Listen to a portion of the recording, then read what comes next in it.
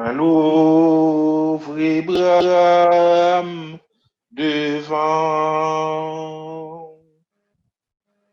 Moi détaché non l'empied. Moi vil demander au pardon. T'en prie, pitié pour moi. Moi l'ouvre Abraham devant. Moi détaché nous l'empied.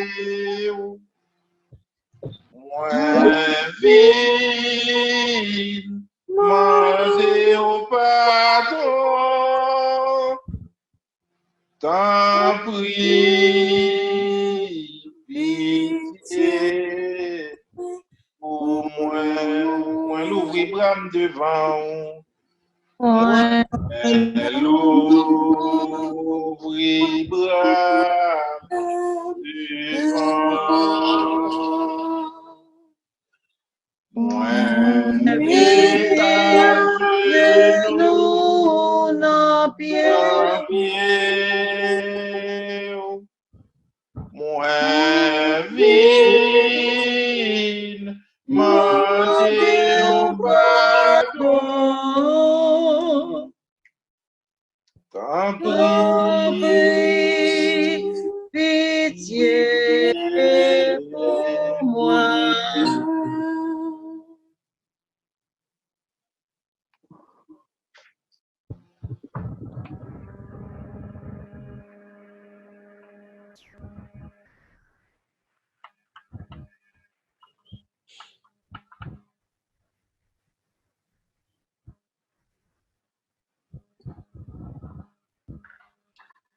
Seigneur Jésus, nous te remercions pour la grâce qu'on fait nous, pour nous réunir sur l'INSA, pour nous prendre formation, pour nous connaître qui ça pour nous faire chaque jour, puis plus, puis bien, pour gloire nous capable d'éclater sous terre. Nous venons adorer vous. Nous disons merci. Nous profitons tout le pardon pour chaque fois nous agissons mal. Chaque fois, nous baillons l'autre la place, parole dans la vie. Nous demandons pour miséricorde pour nous, Seigneur. Nous demandons la miséricorde du Seigneur Jésus, on va préparer nous. Pour tout ça que nous pouvons entendre, Seigneur, à soi. Ces paroles qui pour mettre nous sur le chemin par où. Ces paroles qui pour faire nous croire dans au plus toujours, Seigneur. Nous avons disposé cœur nous, Jésus. Comme le petit Samuel Nabdou parlait, Seigneur. Serviteur là, l'a coûté. Servanteur là, il a coûté. Nous demandons, Seigneur, parle. Ton serviteur écoute. Pendant que nous avons accueilli avec joie, ministre ou son esprit.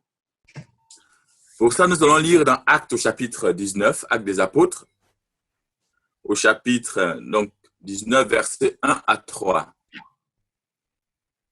Actes 19, 1 à 3. Il est dit ceci, et je lis pour vous. Pendant que Apollos était à Corinthe, Paul, après avoir parcouru les hautes provinces de l'Asie, arriva à Éphèse. Donc Paul arrive à Éphèse, une ville où il y a eu beaucoup d'évangélisation, beaucoup de croyants. Donc Paul arrive dans cette ville et ayant rencontré quelques disciples qui étaient là-bas, il leur pose la question, avez-vous reçu le Saint-Esprit quand vous avez cru, quand vous êtes devenus croyants, quand vous êtes devenus des témoins de Jésus? Est-ce que vous avez reçu le Saint-Esprit? Alors la réponse des disciples est assez étrange. Ils lui répondirent, nous n'avons même pas entendu dire qu'il y a un Saint-Esprit.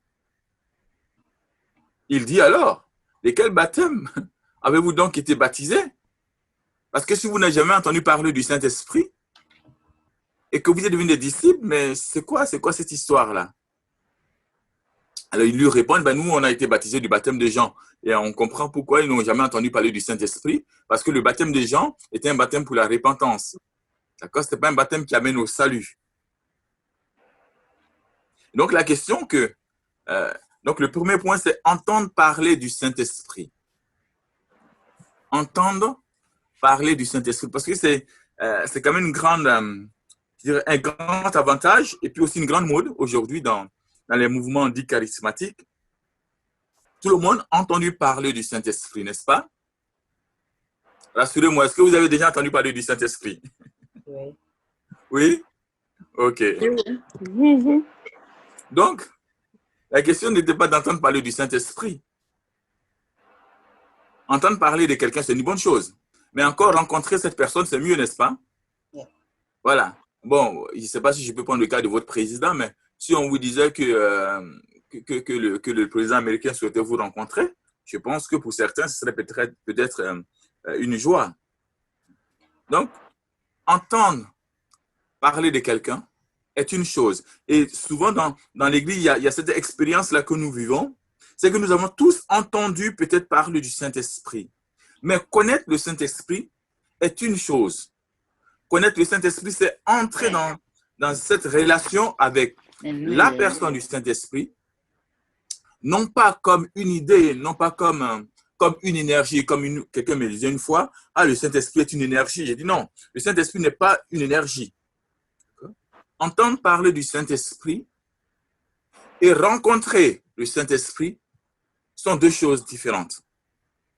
Et souvent, la plupart d'entre nous, nous avons sa présence en nous, même que nous l'ignorons. Mais le connaître, c'est-à-dire entrer dans une relation avec lui, c'est une chose. Pourquoi? Parce que le Saint-Esprit est une personne, c'est pourquoi on peut parler d'une relation avec le Saint-Esprit. Et c'est Saint Séraphime de Sarov, je ne sais pas si certains de vous ont déjà lu ses écrits. Saint Séraphime de Sarov, c'était un moine russe orthodoxe qui a dit ceci, une phrase très intéressante, qui dit que le but de la vie chrétienne, c'est l'acquisition du Saint-Esprit.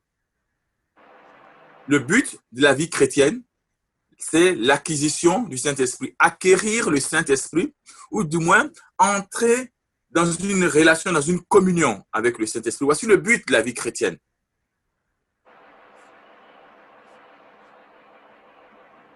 Et pourquoi est-ce que cela est possible?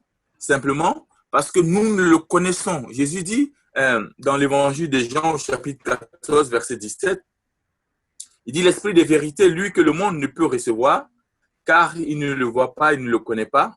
Vous, vous le connaissez, car il demeure auprès de vous et il sera en vous. Vous, vous le connaissez. Mais connaître le Saint-Esprit, j'ai envie de dire, ce n'est pas juste une connaissance intellectuelle. Connaître le Saint-Esprit qu'on va voir dans la suite va supposer un style de vie, une façon d'être qui va tellement étonner le monde et qui doit étonner le monde. L'Église, normalement, devait étonner le monde. Nous devions étonner le monde. Mais en fait, c'est le contraire qui se produit. C'est le monde qui nous étonne. Oui. Tout ce qu'ils font, nous les chrétiens, nous sommes éblouis par ça. Nous sommes tous éblouis par ça. Alors que nous, en termes normaux, c'est nous qui devons éblouir le monde parce que nous avons une réalité, quelque chose que le monde n'a pas et que le monde ne connaît pas, qui s'appelle le Saint-Esprit. Amen. Amen. Donc, le deuxième point que j'aborde, c'est sans le Saint-Esprit, il n'y a pas de vie dans le Christ. Parce que si Jésus nous donne le Saint-Esprit, d'abord, il faut en entendre parler, il faut le connaître. Et maintenant, il faut réaliser que sans le Saint-Esprit, il n'y a pas de vie chrétienne. Je vais prendre un exemple très simple pour vous illustrer ça. Est-ce qu'il y en a qui ont des chiens chez eux? Des chiens ou des chats? Est-ce qu'il y en a qui ont un chien ou un chat? Non. Des chiens. Un chien. Un chien. Ah ben super. Alors, Fénor, tu es un chien? Frère Fénor, tu es un chien. Il s'appelle comment ton chien? C'est pas mon chien, c'est des chiens des amis, il s'appelle Leïla. Leïla. Bon, alors, supposons que. Son chien qui mange, il mange les chargeurs de mon ordinateur la dernière fois. Ah bon, donc la machine de chargeur. Bon, vous voyez. Donc, supposons que Leïla, donc, qui est le chien, l'ami de Fénor. Leïla, Fénor dit, écoute Leïla, tu arrêtes de manger le câble de mon ordinateur. Mais comme tu es une chienne très, très, très gentille, que j'aime beaucoup, c'est ce que tu vas faire. Ce matin, je te propose d'aller me chercher un café dans la cuisine et puis des croissants à la boulangerie à côté. Parce que ce matin, j'ai envie de faire un petit déjeuner assez original. Et puis après, tu vas à la cuisine et tu regardes dans le frigo, tu me ramènes le jus d'orange là. Est-ce que vous croyez que Leïla soit capable de faire ça? Répondez-moi. Non. Non. Pourquoi est-ce que Leïla n'est pas capable de le faire? Quelqu'un peut répondre, s'il vous plaît? N'a pas l'esprit en elle. Comment? Leïla n'est pas entraînée. Au-dessus de ses forces. C'est au-dessus de ses forces, d'accord? Une autre réponse? Parce qu'il n'entraîne pas. On n'a pas entraîné Leïla. Oui. On n'a pas entraîné Leïla, d'accord? Une autre réponse? Parce que Pourquoi est-ce que Leïla n'est pas capable d'aller faire tout ça? Leïla ne parle pas la langue des hommes. Pas la langue des Leïla n'a hommes. pas l'écrit. D'accord. Tout simplement, tout ce que vous essayez de dire, c'est que Leïla n'a pas notre capacité. On est d'accord? Vous êtes là, vous levez la main là-haut, comme ça je vois votre réaction. Voilà. Donc, Leïla n'a pas notre capacité. OK? Et si Leïla n'a pas notre capacité, cette capacité, elle ne peut pas se l'inventer. Pourquoi? Parce que Leïla est un chien ou une chienne. D'accord? Est un animal. Donc, elle n'a pas notre capacité. En d'autres termes, si elle n'a pas la capacité qu'elle ne peut pas s'inventer, cela suppose que Leïla, on dirait que Leïla n'a pas notre nature. Elle n'a pas la nature humaine. D'accord? Seuls les hommes sont capables de faire de telles choses. Se lever, aller faire un café, aller chercher un croissant, presser qu'on appelle des oranges pour se faire d'un jus d'orange. Un chien ne peut pas faire ça. D'accord? Même si c'est le chien le plus entraîné, le chien le plus sophistiqué que vous ayez, le chien le plus intelligent, il ne sera pas capable de faire ça parce qu'il n'a pas la capacité de ce qu'on appelle la nature humaine. OK? Hello? Yep. Oui, Okay. Oui. Donc, si Leïla n'a pas cette capacité parce qu'il n'a pas la nature humaine. Alors, imaginez maintenant vous qui êtes des hommes, donc vous qui avez la nature humaine, hommes et femmes, donc vous avez la nature humaine. Et maintenant, Dieu dit, frère Jean, Harold, Joseph, tu sais ce que je te propose? Tu vas vivre ma vie. Dieu te dit ça un matin. Il dit, tu vas vivre ma vie. Alors, d'abord, je veux que tu sois saint, comme moi je suis saint. D'accord? Je veux que tu sois capable de pardonner. Tu dis d'accord? Je veux que tu sois capable de m'aimer tous les jours. Tu dis oui, Dieu, j'ai envie, n'est-ce pas? Ah ouais, ouais. Ce serait un désir normal. Mais en vérité, tu dis oui, mais tu n'es pas capable. L'homme pense qu'il est capable, mais il n'est pas capable. Pourquoi, à votre avis, on n'est pas capable d'être saint comme Dieu est saint? Parce que Le péché. on n'a pas encore la capacité de le faire parce que nous avons besoin de quelque chose. Ils peuvent essayer de le faire. Oui. Parce que nous n'avons pas la capacité de le faire.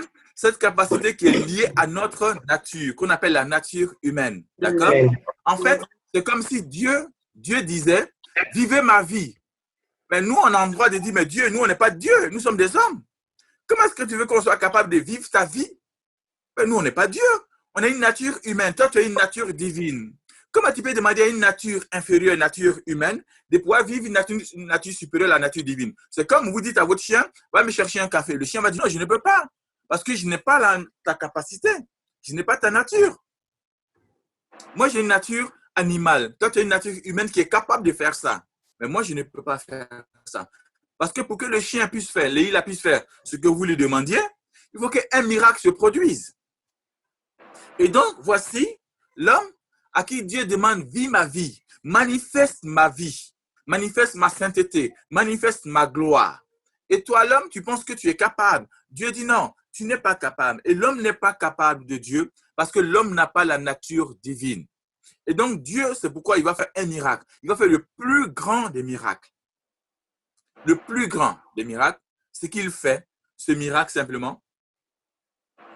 Il vient vivre en nous par le Saint-Esprit. Donc, le Saint-Esprit va nous donner la capacité de Dieu. Il va nous donner de vivre la vie divine. Il va nous donner de vivre comme Dieu. Il va nous donner d'être des dieux. C'est pourquoi le psaume dit, vous êtes des dieux. Parce que vous serez capable de manifester la vie divine, la vie de Dieu, dans toute sa plénitude, non plus avec votre capacité humaine, mais par la capacité de Dieu qui est en vous, qui s'appelle le Saint-Esprit. C'est pourquoi nous déclarons et croyons que le Saint-Esprit est Dieu et qu'il reçoit même adoration et même gloire que le Père et le Fils, et qu'il est Seigneur et qui donne la vie. Allô? Oui. Oui, nous sommes là. Ok. Donc, le deuxième point, c'est ça. Sans le Saint-Esprit, il n'y a pas de vie dans le Christ, il n'y a pas de vie chrétienne. Sans le Saint-Esprit, aucun homme ne peut vivre la vie de Dieu. Personne ne peut aimer, personne ne peut pardonner, personne ne peut être saint. Nous, on pense qu'on est capable de faire un tas de trucs. Non, personne. Si le Saint-Esprit n'est pas en vous, vous êtes livré à votre nature humaine et là, vous aurez de sérieux problèmes. Et c'était l'expérience de ces disciples-là. Ils ont reçu le baptême de Jean, un baptême de repentance, mais il n'y a pas de vie divine en eux. Donc, ils ne peuvent pas manifester la vie de Dieu. Et c'est pourquoi Jésus lui-même, dans sa nature humaine, Jésus, je dis bien, parce qu'on sait que dans le Christ Jésus, il y avait deux natures, nature humaine et nature divine. Donc, dans sa nature humaine, Jésus lui-même a eu besoin du Saint-Esprit parce qu'il était un homme et vrai Dieu.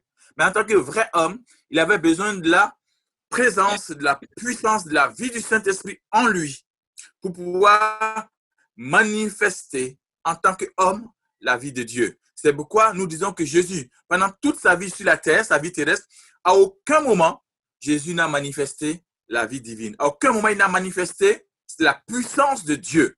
Il n'a pas manifesté le côté Dieu en lui, mais il a manifesté le côté humain, rempli du Saint-Esprit, pour nous montrer à quoi doit ressembler la vie d'un homme qui est rempli du Saint-Esprit, qui appartient à Dieu, qui est du royaume des cieux. C'est pourquoi à aucun moment Jésus ne manifeste sur la terre, à aucun moment Jésus n'a manifesté le côté de sa nature divine. S'il avait manifesté, la terre n'aurait pas été capable de supporter ça. C'est pourquoi l'une des fois où il a essayé de montrer un peu, ne serait-ce qu'un fragment, c'est à la transfiguration. La Bible dit que tous ses vêtements sont devenus blancs et il se trouvait en présence d'Élie et de Moïse. Et les apôtres ont dit, oh Seigneur, c'est extraordinaire, c'est glorieux ça. Pierre dit, bâtissons ici 3 tentes, une pour toi, une pour Élie, une pour Moïse. Il a oublié de dire une pour nous aussi. Donc, à aucun moment, Jésus va manifester ça. Donc, tout le temps, quand on lit dans les Écritures toute la vie du Christ, c'est son ministère dans sa nature humaine rempli du Saint-Esprit. Alors, donc, ça m'amène à mon troisième point. Jésus est rempli du Saint-Esprit. Jésus est rempli du Saint-Esprit. Alors, c'est le premier mouvement. Le verbe qui est employé ici, c'est le verbe remplir. Vous savez ce que c'est? J'ai oublié de monter mes affaires là parce que je voulais vous faire voir. Je vais voir si c'est possible. Comment est-ce que ça se passe quand je vais aborder le point suivant? Le premier mouvement du Saint-Esprit, quand il vient dans nos vies, il nous remplit. Pourquoi il nous remplit? Il n'est pas quitté trop vide. Parce que pour avoir la capacité de Dieu et que nous pouvons faire certaines choses D'accord, qui vient de Dieu. d'accord. Je pense aussi que l'Esprit Saint nous remplit parce que l'Esprit Saint ne peut pas se donner à petit. Appétit, d'accord. Donc, il vient en plénitude nous remplir, n'est-ce pas? Ça, c'est bon à savoir que le Saint-Esprit, il nous remplit d'abord. Quand il vient dans nos vies, il vient pour nous remplir. Contrairement à l'Ancien Testament, vous n'allez pas trouver la notion de remplir dans l'Ancien Testament. Dans l'Ancien Testament, si vous lisez, vous allez voir que l'Esprit survient sur lui. L'Esprit vient sur lui. Si vous voyez l'exemple, par exemple, de Élie, que ce soit Élisée ou Ézéchiel, par exemple, on dit que l'Esprit survient sur lui. L'Esprit vient toujours sur eux. Il ne vient pas en eux. Et c'est seulement dans le Nouveau Testament qu'on va trouver cette notion de remplir. Il ne vient pas sur nous. Pourquoi? Parce que, comparé aux gens de l'Ancien Testament, comparé aux Élie, à Moïse, à David, à Gédéon, à Samson, à Josué, à toute cette multitude de gens, contrairement à eux, nous sommes nés de nouveau par le baptême, régénérés. Et donc, l'Esprit en ce moment-là, comme nous sommes nés de nouveau, nous avons alors la capacité d'accueillir le Saint-Esprit en nous. Et il n'avait pas cette capacité. C'est parce qu'il n'était pas encore né de nouveau, parce que Jésus n'était pas encore venu. Et que le baptême n'était pas encore manifesté. Et c'est pourquoi, eux, quand l'Esprit vient sur eux, il les saisit ou il vient sur eux. Tout simplement. Mais il ne vient pas, on ne vient pas les remplir. Et nous, le Saint-Esprit, il vient nous remplir. C'est toujours le premier mouvement qu'il fait. Quand le Saint-Esprit vient dans la vie d'un chrétien,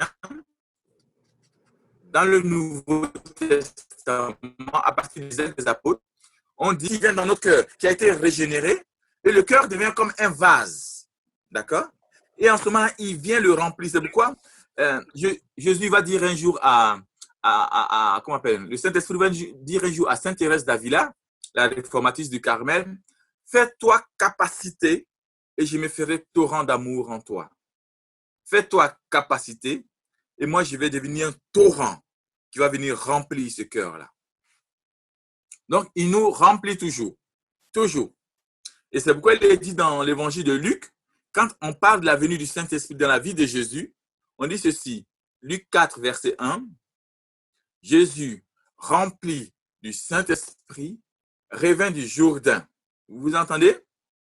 Jésus a été baptisé. On dit qu'il se mit à prier, Luc dit qu'il se mit à prier. Quand il priait, l'Esprit est descendu sur lui sous la forme corporelle d'une colombe.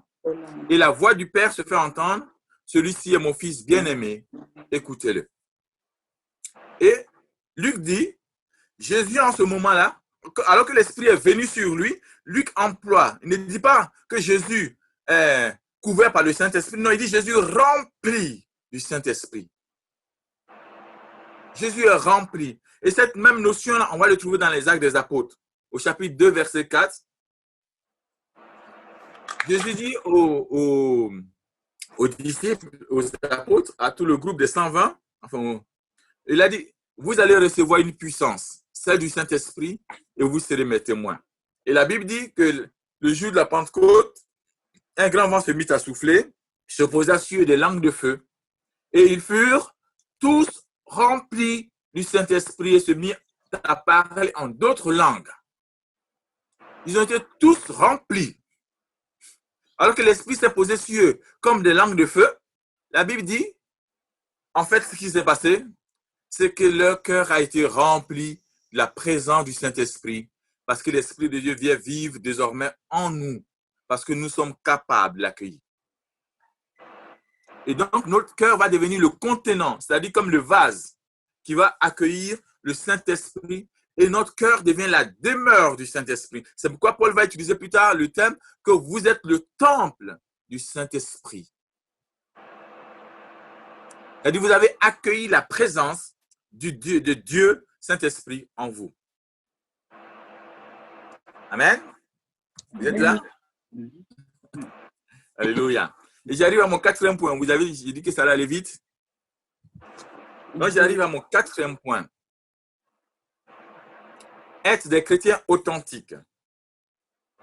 Ce que j'appelle la puissance du Saint-Esprit pour la transformation de l'homme intérieur.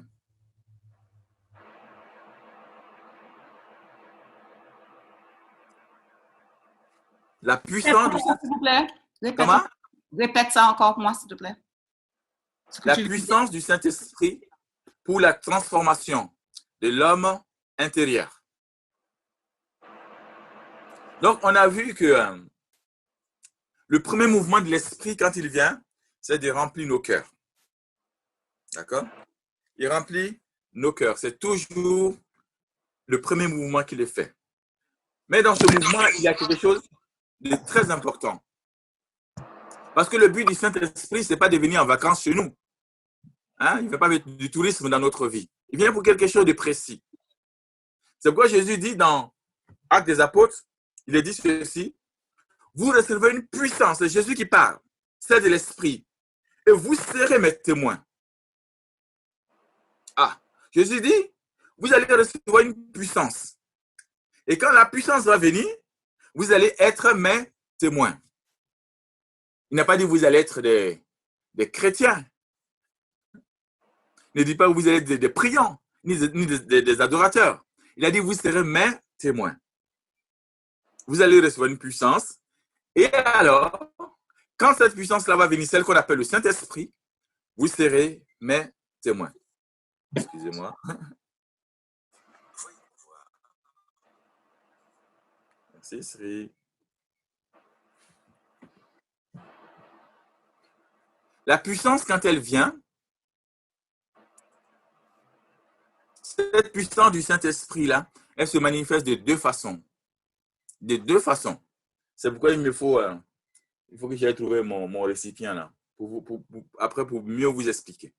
Donc, quand la puissance vient, c'est de deux façons. La puissance va se manifester dans notre vie de deux façons. La première façon, ça va être d'amener une transformation dans nos cœurs et de nos vies. Vous imaginez un homme qui a vécu toute sa vie, on va dire dans la jungle chez nous en Afrique là-bas. Vous lui sortez de sa jungle et vous lui dites, ben, tu vas aller vivre à New York. D'abord, il va être perdu. Quand il va voir les gratte-ciel, il va voir des tas de trucs comme ça. Internet, des voitures, peut-être qu'il n'a jamais vu, des choses. Ça va l'éblouir. Il risque d'être un peu perturbé avec ça. Donc, qu'est-ce que vous allez faire? Avant de l'amener à New York, si vous l'avez sorti de sa jungle, vous allez commencer à lui montrer des photos, des vidéos, des choses, la vie là-bas. Et tout ça, lorsqu'il va arriver là-bas, ils ne sont pas perturbés par ça, n'est-ce pas? Hello? Donc, vous allez lui montrer ça. Donc, le Saint-Esprit fait un peu comme ça avec nous. Quand il vient en nous, il va d'abord opérer ce qu'on appelle une transformation de l'homme intérieur. Ça, on trouve ça où? On trouve ça dans Éphésiens, au chapitre 3, verset 16. Éphésiens, chapitre 3, verset 16. Paul dit ceci. Je prie qu'il vous donne, conformément à la richesse de sa gloire, il parle de Dieu, d'être puissamment fortifié par son esprit dans votre être intérieur. Ça, c'est la traduction de la Bible seconde. Je vais lire la traduction de la Bible de Jérusalem.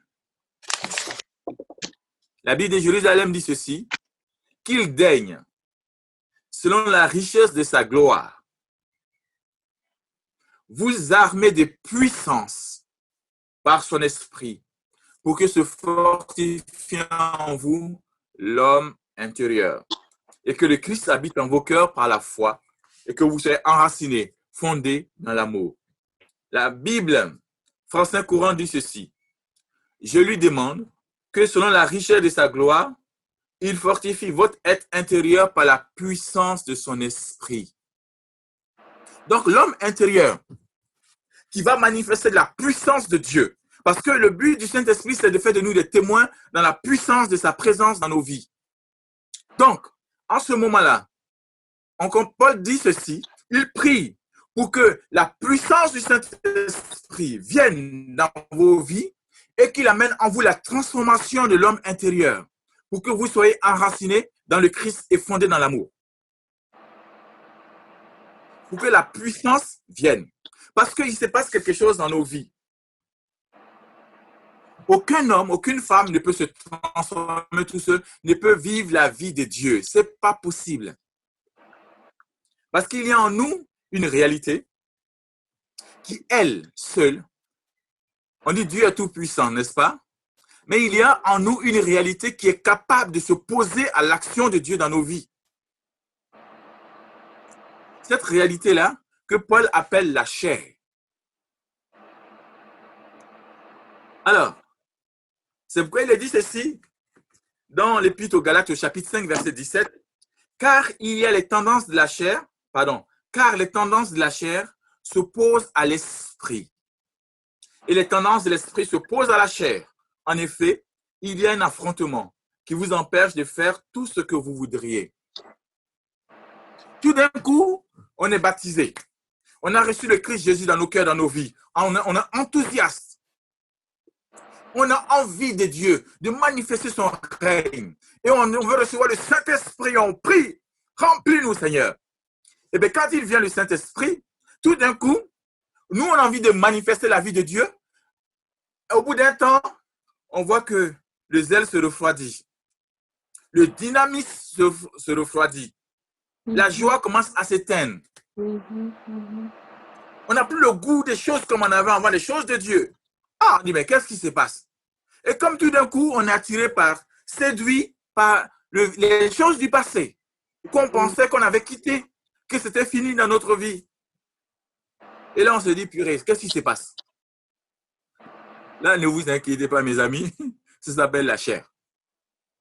Et donc, Paul dit, voilà, vous avez besoin de la puissance du Saint-Esprit pour transformer en vous cette tête intérieure-là. Sans ça, vous allez avoir des problèmes. On dit, ah bon? Il faut transformer l'homme intérieur? Oui, oui, il faut le transformer. Parce que la chair, qu'est-ce que c'est? La chair, je vous l'explique, la chair, c'est la combinaison de deux réalités en nous. La chair, c'est la combinaison de notre âme avec ses puissances. Vous savez, dans l'âme humaine, tout se trouve dans notre âme, en fait. Dans l'âme humaine, il y a ce qu'on appelle les puissances de l'âme, c'est-à-dire l'intelligence, la volonté et la mémoire. Mais dans l'âme aussi se trouve notre affectivité. Nos émotions sont dans notre âme. Notre sexualité se trouve dans notre âme. Tout ça est dans notre âme. Et il y a une troisième réalité, et pas une deuxième réalité, qu'on appelle nos sens. Les sens, la vue, le toucher, le goûter, l'odorat, ainsi de suite.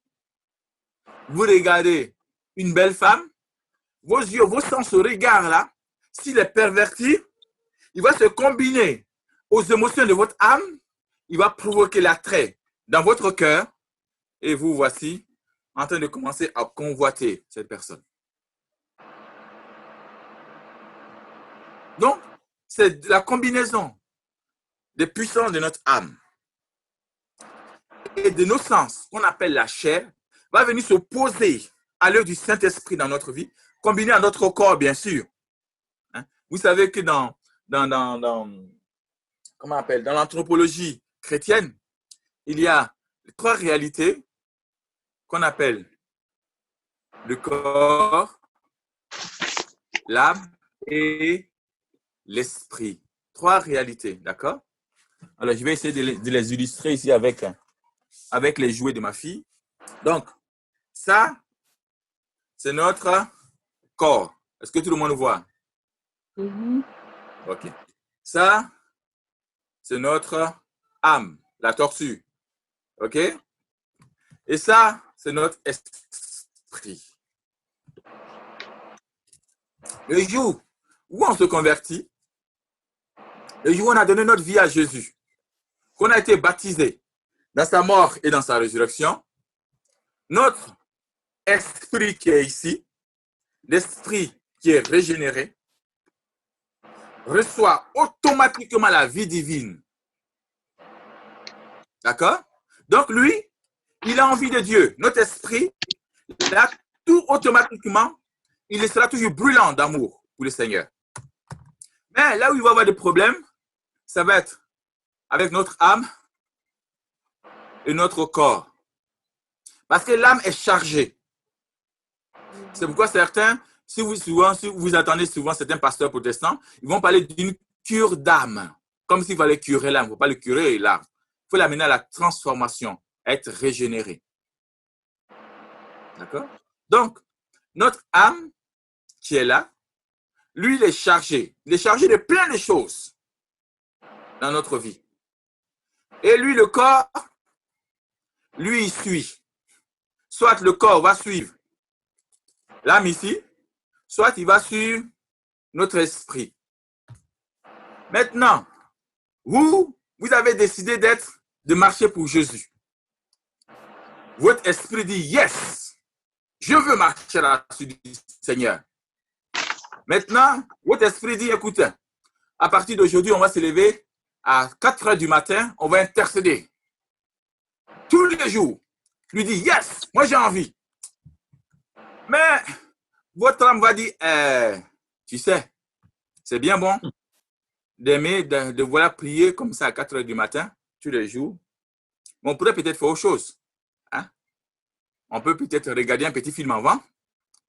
Il faut se détendre. Ça, c'est la nature. Il faut se distraire un peu, se détendre un peu. Et puis après, on pourra aller prier. Maintenant, moi, vous regardez le film, ça a duré peut-être 2 heures. Là, le sommeil commence maintenant à vous batailler avec vous. Et maintenant, lui dit, bon, lui, l'âme, maintenant, il va commencer à parler au corps. Il va dire, écoute, on est fatigué, non? Peut-être qu'il vaut mieux qu'on dorme. Hein? Peut-être qu'il vaut mieux qu'on dorme un peu. Parce que là, franchement, aller prier à 4 heures du matin, le corps lui va dire à l'âme, oui, tu as peut-être raison. N'est-ce pas? Oui. Les deux, là, maintenant, ils sont en train de se combiner contre l'esprit. Ah, l'esprit dit non, allez mes amis, venez, on va aller prier.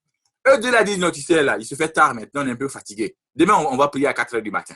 Hein? Demain, mais aujourd'hui, là, on va aller dormir. Les deux là, ils sont devenus alliés pour s'opposer. Or, le Saint-Esprit, il est allié avec votre esprit. C'est pourquoi Paul dit, l'Esprit de Dieu se joint à notre esprit et il crie, Abba, Père. Donc, l'esprit, il est allié à celui-ci, à notre esprit. Donc, avec le Saint-Esprit, il dit, allez, venez, on va aller prier. Mais les deux autres ici, là, ces deux-là, qui sont alliés, qui ont formé la chair, et ils disent non. Non. Du coup, ils s'opposent à quoi? À l'esprit et au Saint-Esprit qui parle à notre esprit. Et ils disent non.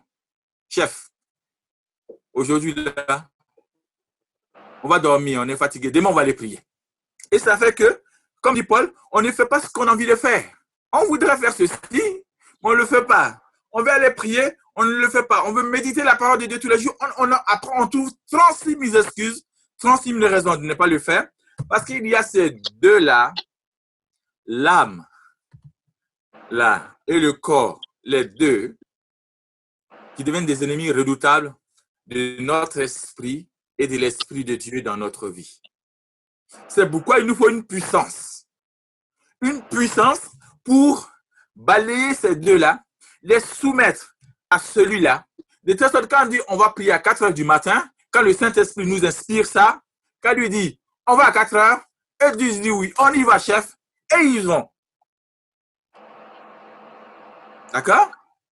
C'est pourquoi on a besoin de la puissance pour amener la transformation intérieure. Vous imaginez, un homme qui est né de nouveau, qui connaît Jésus, qui confesse Jésus, et le voilà tous les jours maintenant, par exemple, surtout les hommes, confrontés à la pornographie nuit et jour. Il aime le Seigneur, pas qu'il n'aime pas le Seigneur, Jésus. Son cœur est amoureux du Seigneur, il aime Jésus, il aime la prière, il aime l'évangélisation, il aime le témoignage. Mais il y a quelque chose dans son âme qui dit non, toi avec ton Jésus là, tu sais, avant nous on faisait des choses ensemble. Pourquoi tout d'un coup tu veux nous lâcher pour aller suivre Jésus là. Et du coup, son âme va être en quête d'une satisfaction avec la chair, à travers la masturbation. Ils vont le lier. Son esprit va avoir un problème. Lui, il a envie de servir, mais ces deux-là, ils l'ont lié. Et c'est pourquoi il faut la puissance du Saint-Esprit pour venir mettre le feu sur ces deux-là, pour briser les liens et permettre que cet homme-là puisse entrer pleinement dans la vie de Dieu par la puissance du Saint-Esprit qui lui est donnée. Vous savez, un jour, j'étais fâché avec ma femme et j'étais en colère, vraiment. J'étais vraiment en colère. Et puis, je suis sorti de la maison. Après, je suis retourné, je dis, bon, je vais aller prier. Parce que là, cette affaire-là, je pense que je suis un chrétien maintenant qui veut servir le Seigneur dans la plénitude, qui témoigne, qui prêche partout, où les gens achètent les CD, les vidéos, tout ça pour écouter. Alors, si dans ma vie, je ne règle pas ce problème-là, je risque d'être un contre-témoignage. Et puis, j'étais là, j'ai dit, bon, Seigneur, il va falloir que tu m'aides dans cette histoire pour régler ce problème avec ma femme. Et donc, je suis allé prier à l'oratoire chez nous. Je me suis mis à genoux. J'ai commencé à adorer le Seigneur. Le suppliant de venir vraiment m'éclairer pour voir comment on apporte la victoire dans cette situation-là, pour que ma famille, mon couple soit dans la paix et que le nom du Seigneur soit glorifié et que le diable ne vienne pas semer la confusion au milieu de nous. Et en priant, le Seigneur m'a donné exactement le passage de Éphésiens 3,16. Il dit, il y a la puissance du Saint-Esprit qui amène la transformation dans une vie, dans un cœur. Toi, tu ne peux pas transformer ta femme et tu ne peux pas te transformer. La seule chose qui peut faire ça, c'est la puissance de mon esprit. Il dit, d'accord. Et je me suis mis à genoux. Il dit, Saint-Esprit, remplis-moi maintenant par ta puissance. Enfin que, parce que là, maintenant, ma femme, là, si c'est ma nature, si c'est ma chair, là, si je sors de l'oratoire, je vais lui crier dessus, mais vraiment. Mais la Bible dit que l'amour pardonne tout. L'amour supporte tout. N'est-ce pas? 1 Corinthiens 13. J'ai dit, bon, Seigneur, si je veux manifester 1 Corinthiens 13, il me faut une puissance. Il me faut la puissance du Saint-Esprit. De sorte que quand je vais sortir de ce lieu-là, où je suis en train de prier, qu'il y ait quelque chose de nouveau qui fasse la différence. Parce que là, maintenant, livré à moi-même, à ma chair, je ne serai pas capable. Et là, j'ai commencé à prier, à prier, à prier. J'ai passé au moins plus d'une demi-heure à l'oratoire, à prier en langue. Et là, à un moment donné, le Saint-Esprit, j'ai senti sa présence inonder mon être tout entier, mon cœur, et casser toute amertume en moi. Waouh! Il dit maintenant, tu es prêt? Il dit oui, Seigneur, je suis prêt. Je suis à toi. Je veux te servir, je vais t'aimer, je vais être totalement à toi. Que ma famille soit totalement à toi. Que ton nom soit béni maintenant. J'étais tellement content de sa présence et du feu qui mettait dans mon cœur. Je suis sorti de l'oratoire, je suis sorti, j'ai trouvé ma femme, elle était dans la cuisine. Je suis parti, je l'ai embrassée, je l'ai pris dans mes bras, j'ai fait un gros câlin, j'ai commencé à chanter, à danser avec elle, et même elle était étonnée. Je pense qu'elle s'attendait à ce que je vienne vraiment avec toute la fureur, avec toute ma colère. Et tout d'un coup, j'arrive, je la prends dans mes bras, je danse avec elle, on commence à danser. Elle-même me regardait bizarrement, elle dit, bon, il est fou, voir mon mari aujourd'hui, qu'est-ce qui lui arrive? J'ai dit, non, non, ma chérie, il y a le Saint-Esprit qui m'a montré quelque chose. Il m'a montré qu'au lieu de me mettre en colère contre toi, l'amour supporte tout. Donc, je peux supporter ça, même si ça m'énerve. Et je peux amener la paix maintenant en parlant avec toi et éviter que l'ennemi vienne chaque fois amener la colère dans notre famille, dans notre relation. Waouh! Là, j'étais content. J'ai dansé dans la cuisine. J'ai dit, allez, donne-moi, je vais t'aider à faire la cuisine. Allez, pousse-toi. On va faire la cuisine ensemble. Hein? Et là, on a commencé à faire la cuisine ensemble. Ma femme, elle était étonnée. Je dis, ah, mon mari, là, qu'est-ce qui s'est passé? Il dit, ah, chérie, tu vois, ça on appelle ça l'œuvre du Saint-Esprit dans ma vie. Ça, c'est une œuvre authentique. Elle dit, oui, ça, je vois. Je peux confirmer que c'est le Saint-Esprit. Parce qu'à l'époque, toi, je pense que tu aurais explosé dans cette maison-là. Elle dit, oui, c'est vrai. Et là, j'ai compris progressivement que, en fait, le diable nous maintient sous la coupe de la chair pour amener la division dans nos familles, les querelles, les malades dans le couple, des choses. Alors que la puissance est en nous pour amener la transformation, pour amener la paix, pour amener l'amour, pour amener la joie. Là, quand j'ai compris ça, il dit, Seigneur, à partir de jeudi, le diable et la chair ne domineront plus dans cette maison au nom de Jésus. Et donc, voilà, vous comprenez que cette puissance-là, donc elle vient pour la transformation. C'est pourquoi Jésus dit, vous allez recevoir une puissance. Vous serez mes témoins. Mais quand elle vient, la puissance, elle transforme d'abord le cœur de l'homme, du témoin. Parce qu'imaginez, vous sortez là, elle sort tous les jours, elle prêcher l'évangile, l'évangile à gauche, à droite. Et quand elle rentre chez elle, à la maison, c'est la bataille avec les enfants, avec le mari. Mais son énergie spirituelle va s'épuiser. À un moment donné, elle risque de tomber dans la dépression tellement elle sera découragée. Il dit, mais Seigneur, moi je te sais, regarde mon mari, regarde mes enfants. C'est impossible à gérer cette maison-là. Et c'est pourquoi le Saint-Esprit vient pour opérer d'abord la transformation du cœur de l'homme. La puissance vient. Premier niveau. Maintenant, quand la puissance vient, chérie, excusez-moi. Chérie, hello, excusez-moi. Je veux qu'elle m'apporte le récipient que je vous montre parce que je veux vous faire visualiser. C'est mieux de parler, de montrer comme ça les choses. Excusez-moi. Chérie, tu peux me demander un grand verre. Vous dire aussi que cette femme est membre du nouveau aussi. Madame, voilà. Ok, il est retourné. Donc, je suis là. Alors, donc, deuxième niveau, quand la puissance vient et qu'elle transforme l'homme intérieur, qu'est-ce qu'elle fait? Elle va venir comme ce qu'on appelle un revêtement. D'accord? C'est pourquoi ma femme arrive avec un verre, je vais vous montrer. Quand vous mettez l'eau dans le verre, il remplit le verre, n'est-ce pas? Mais quand il est rempli, on dit que le verre, il est rempli. Pas plus que ça. Mais si l'eau continue à remplir, qu'est-ce qu'il fait? Il a renversé. Il va déborder, il va couler autour du verre, n'est-ce pas? Et l'eau va être tout autour du verre. Donc, c'est ce qu'on appelle le débordement, donc, ou encore le revêtement. Parce que c'est ce revêtement-là que nous appelons dans notre langage, à nous, l'onction. Parce que quand l'onction, c'est-à-dire l'Esprit de Dieu qui est en nous, qui nous a rempli, et qui nous remplit tous les jours. Parce que c'est tous les jours qu'on est rempli du Saint-Esprit. Mets de l'eau dans celui. Donc, quand l'Esprit, il nous remplit tous les jours, et c'est tous les jours qu'on le reçoit. On ne reçoit pas le Saint-Esprit aujourd'hui pour dire, bon, j'attends l'année prochaine pour l'effusion du Saint-Esprit pour être rempli. Non, Paul dit, soyez remplis de l'Esprit. Et le verbe grec qu'il emploie, c'est un présent progressif. C'est comme si vous ouvrez le robinet chez vous, d'accord? Et l'eau continue toujours à couler. Même si le robinet n'est pas ouvert pour que l'eau vienne, il suffit juste d'ouvrir et l'eau vient. Parce que vous êtes raccordé à une grande source qui est l'eau de la ville. D'accord? Donc, il suffit que vous ouvrez votre robinet et l'eau vient. Donc, le Saint-Esprit est comme ça. Il nous remplit tous les jours. On est rempli de sa présence. Voilà. Donne-moi plutôt le petit verre. Comme ça, les gens vont voir. Voilà. Merci. Est-ce que vous voyez ma carafe ici? D'accord? Vous voyez mon verre ici? C'est un verre Ricard. C'est pour boire du pastis. Bon. Alors, vous voyez bien? Donc, ça, c'est le Saint-Esprit. D'accord? Il est ici. Ça, c'est mon cœur, selon ma capacité. Donc, je remplis, je mets. Il est rempli, n'est-ce pas? Il est rempli. Maintenant, comme moi, je suis un chrétien qui aime toujours le Saint-Esprit, je veux vivre de lui, je me laisse remplir tous les jours par la parole, par sa présence, par la prière, par la charité. Donc, il va commencer à couler. Voilà.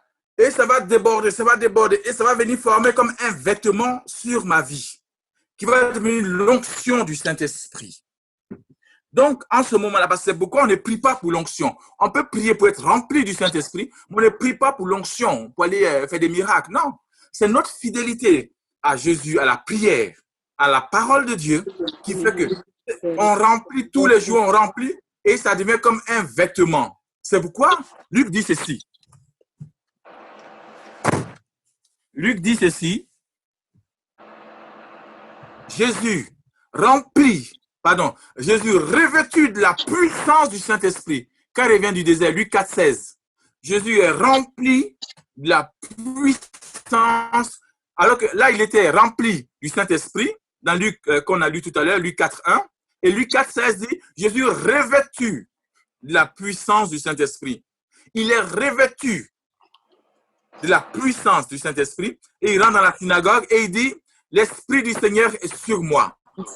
Parce que le Seigneur m'a donné l'onction. Il m'a donné l'onction. Maintenant, j'ai l'onction parce que j'ai le revêtement. D'accord? C'est comme si vous, par exemple, vous étiez parti, vous voulez devenir policier. Bon, en fait, ce n'est pas le bon truc en ce moment aux États-Unis, mais ce n'est pas grave. Par exemple, j'ai dit à mon frère Jean-Robert, il veut devenir policier. D'accord? Et maintenant, qu'est-ce qu'il fait? Il va partir à l'école de police, n'est-ce pas? Il va aller se former. Pendant tout ce temps où il se forme, on le remplit, n'est-ce pas? On le remplit de la formation pour manier les armes, pour se positionner, pour l'autodéfense. On le remplit, on le forme, on le remplit. Mais pendant qu'on le remplit, est-ce que lui, il peut aller se mettre sur la route pour dire, monsieur, je vous arrête maintenant? Est-ce qu'il peut le faire? Non. Pourquoi?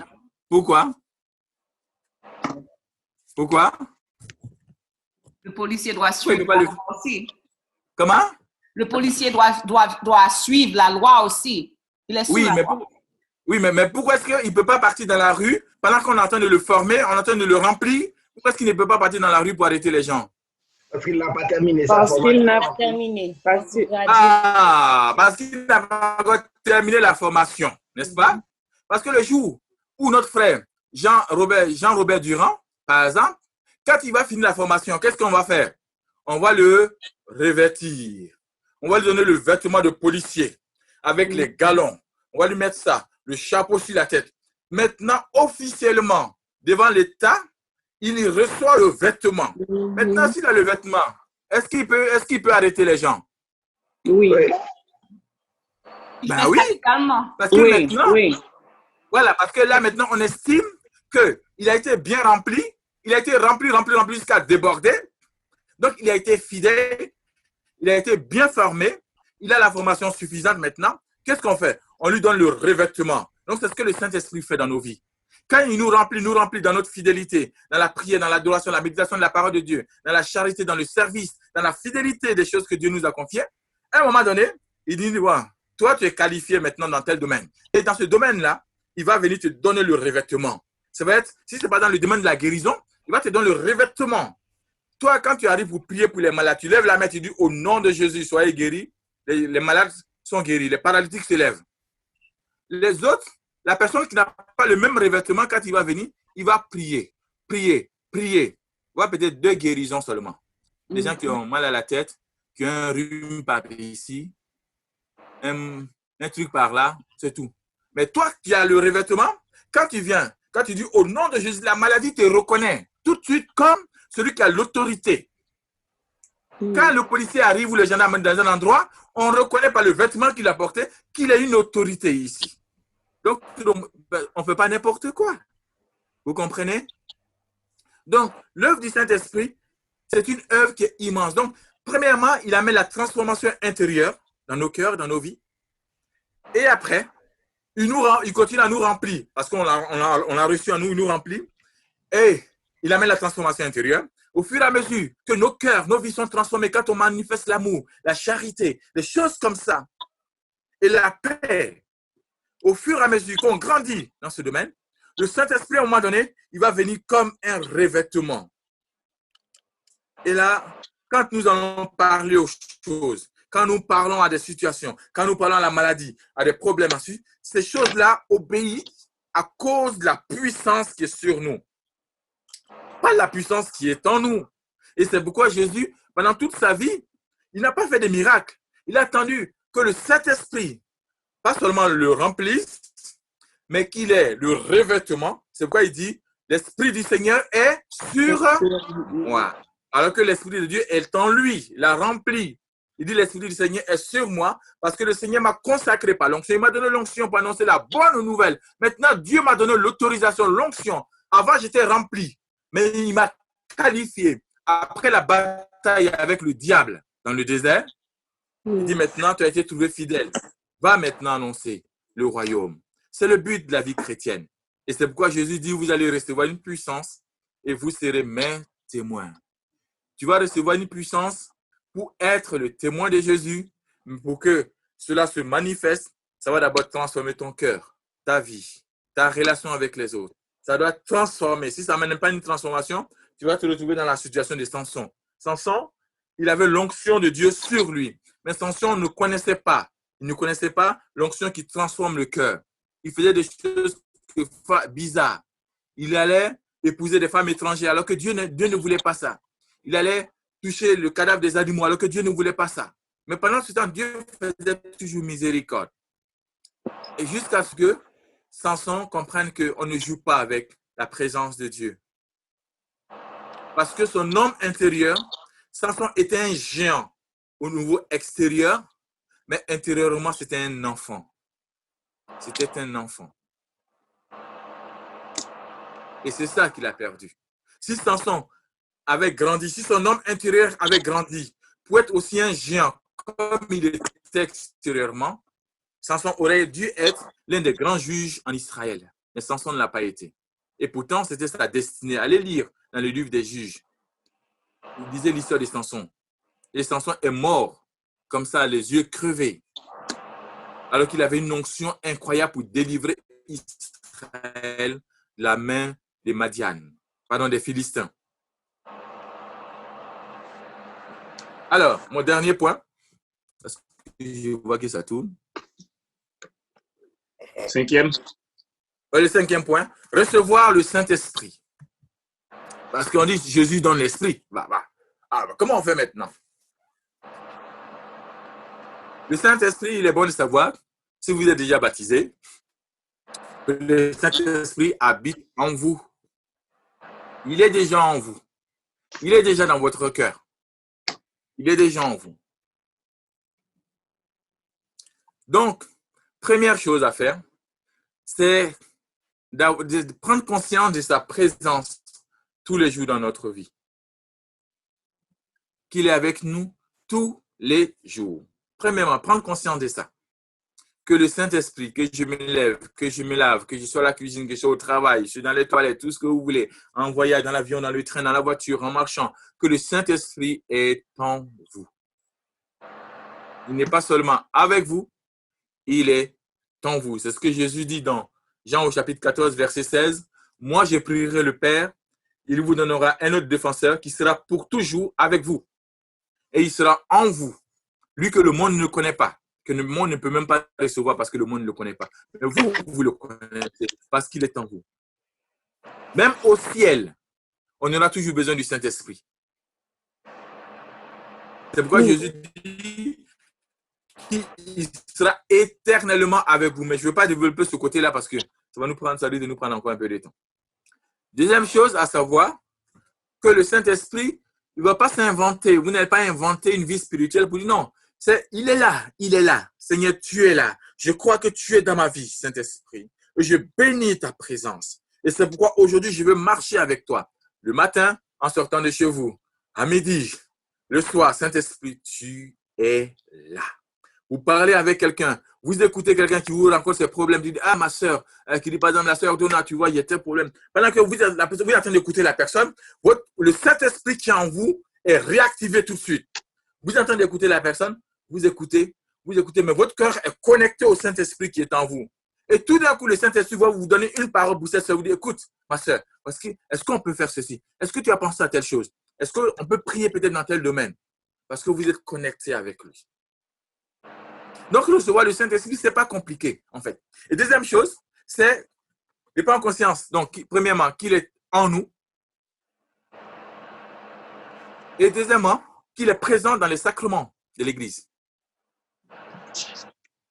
Sans le Saint-Esprit, il n'y a pas de vie ecclésiale, il n'y a pas d'église, mes amis. Il n'y a pas d'église. Il est présent. Quand on va à la messe, au moment de la consécration, qu'on appelle l'épiclèse, quand le prêtre invoque le Saint, ce qui fait que le pain et le vin deviennent le corps et le sang du Christ, c'est parce que on invoque le Saint-Esprit, ce n'est pas parce qu'on fait 30 000 prières pendant la messe. Ce n'est pas parce qu'on fait des prières, pas parce qu'on écoute la parole de Dieu, pas parce qu'on chante ou on danse. Non, non, non. C'est simplement parce que le prêtre, il invoque le Saint-Esprit sur le pain et le vin. C'est ce qui fait que le corps et le sang de Jésus sont rendus présents sur l'autel pour nous. Mes bien-aimés, qu'est-ce qui fait que l'eau devient l'eau du baptême? C'est parce que le prêtre, justement, ce n'est pas parce qu'on fait 36 000 prières autour, pas parce qu'on met de beaux vêtements ce jour-là pour le baptême, et que ceci, c'est même pas parce qu'on est baptisé par immersion. C'est faux, mes amis. Ça, c'est un peu le débat avec les frères protestants. Ah oui, même votre baptême n'est pas un vrai baptême parce que vous n'êtes pas baptisé par immersion, mais c'est un faux débat. Ce n'est pas la question d'être baptisé par immersion ou pas, c'est la présence du Saint-Esprit dans l'eau du baptême. C'est l'eau, c'est la présence du Saint-Esprit qui vient sur cette eau-là, qui va faire que maintenant, ça devient un baptême, une nouvelle naissance. Sinon, ben, chacun peut aller chez lui, prendre la douche tous les jours et puis se faire baptiser. Il n'y a pas besoin d'aller partir plonger dans une piscine. Vous dites qu'on est baptisé par immersion, donc c'est un baptême. Donc, prendre conscience que le Saint-Esprit est présent dans les sacrements. Quand vous allez à la messe, au moment où le prêtre dit « Maintenant, il est temps de les sanctifier que par la puissance du Saint-Esprit devient pour nous le corps et le sang du Christ Jésus », en ce moment-là, dit « Saint-Esprit, me voici, remplis-moi aussi. » Pendant que tu viens sur les saintes espèces, sur le pain et le vin, viens aussi sur mon cœur, viens aussi remplir ma vie.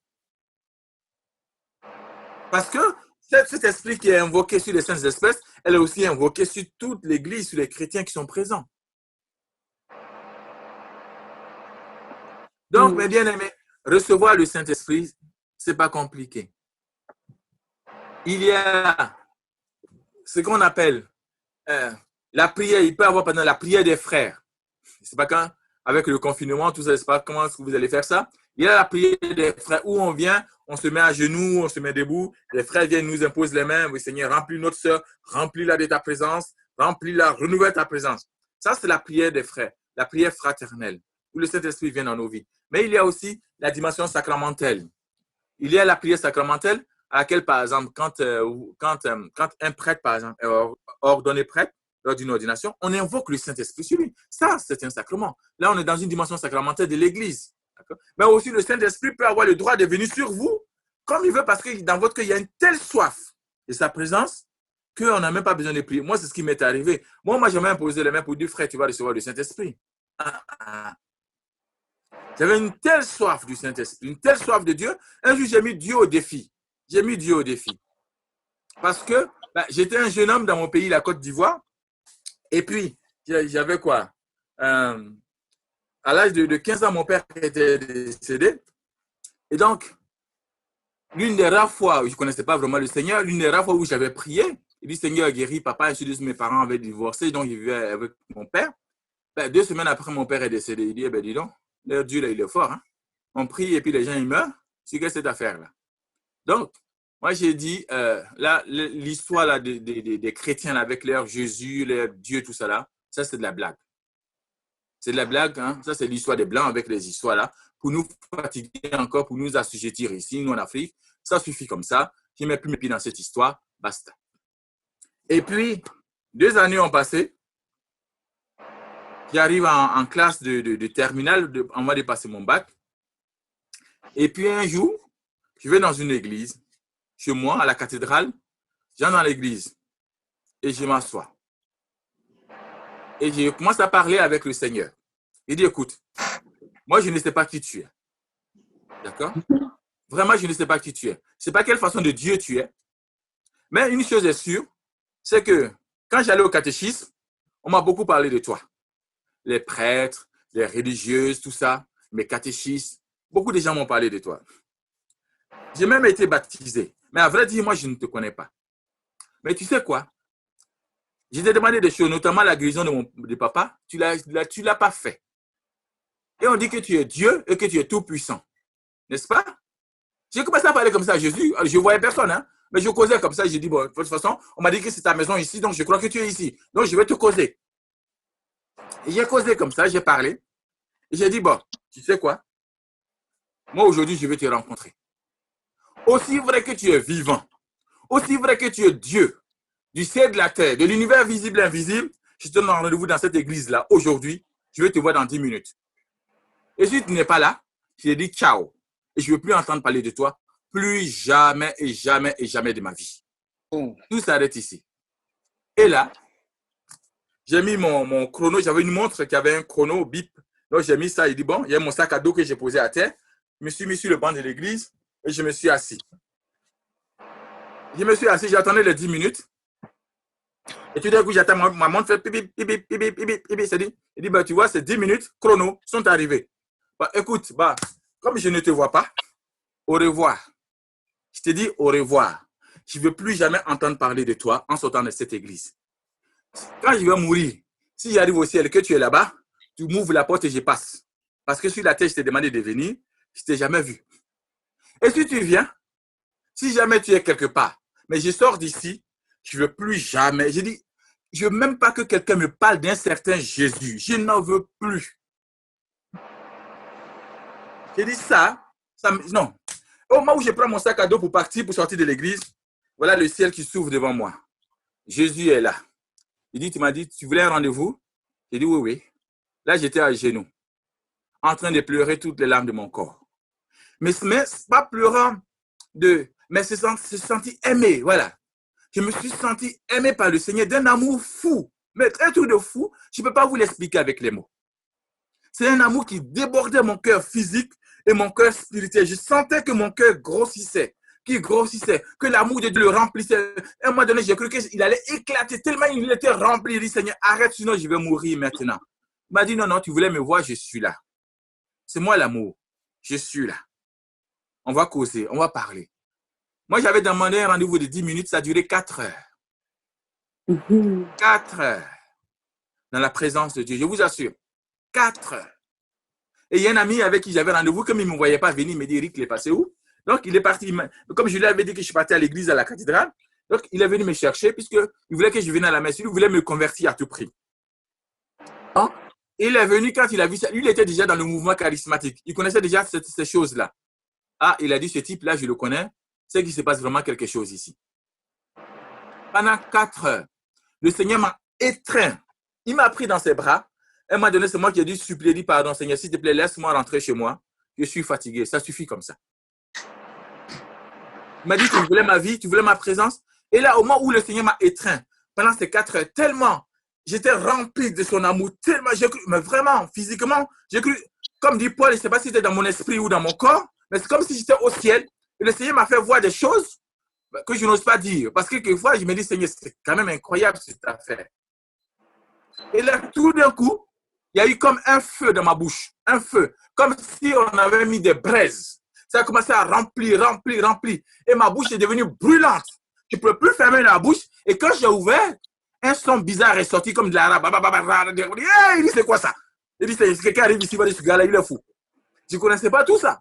Et c'est après que j'en ai parlé à un prêtre qui était charismatique. Il m'a dit, ça, on appelle ça le don de langue. Il dit, ah bon, le don de quoi? Il m'a dit, le don de langue. Il dit, ah, c'est quoi? Donc, il m'a expliqué tout ça. Mais je ne connaissais pas tout ça. Et donc, mon cœur était brûlant.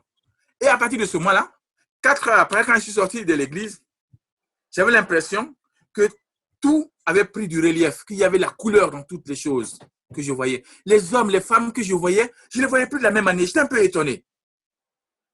Ah, pourquoi est-ce que je ne les vois plus de la même façon comme je les voyais avant?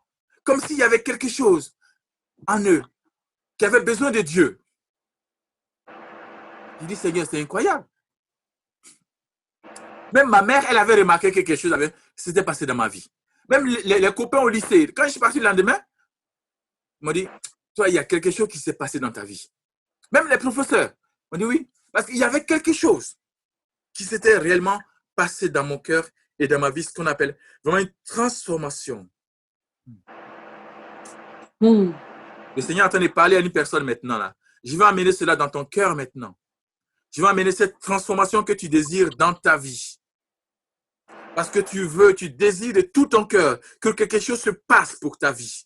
C'est comme si comme si tu es fatigué de cette vie-là, comme si tu es fatigué d'une forme de médiocrité.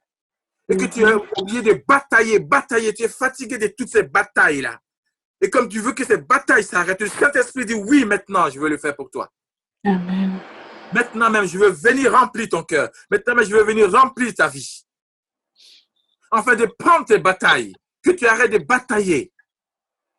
Parce que la victoire a été déjà acquise et que tu es plus que vainqueur dans le Christ Jésus. Mais bien aimé, c'est ce que le Seigneur a fait dans ma vie.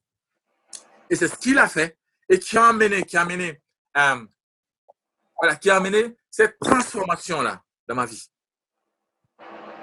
Et ça, comme dit les Écritures, ce n'est ni par l'intelligence, ce n'est ni par la force, mais par mon esprit, dit le Seigneur. Amen. Amen. Amen. Alors, je vais m'arrêter là. Amen. Amen. Merci. Amen.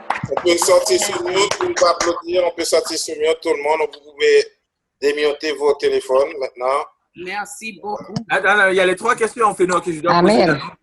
Et ouais, 3 questions, oui. Eric, comment va ta femme? J'ai vu son bras t'amener des choses, mais je ne l'ai pas vu. Hein. Attends, je vais l'appeler. Chérie. Dis-lui que je suis en train de demander pour elle. Et puis, à la prière, j'aimerais que tu sois avec moi. Dépêche-toi. J'aimerais que la prière finale, que tu fasses la prière finale avec toi. Oui, elle va venir, on va prier ensemble. Ah, ok, d'accord. C'est pour ça que je voulais la voir. C'était pour l'inviter pour prier avec moi à la fin. Oui, elle arrive. Alors, pendant qu'elle arrive, je vous donne les questions. La première question. Ok. Il y a une question de Joanne. Joanne. Oui. Bien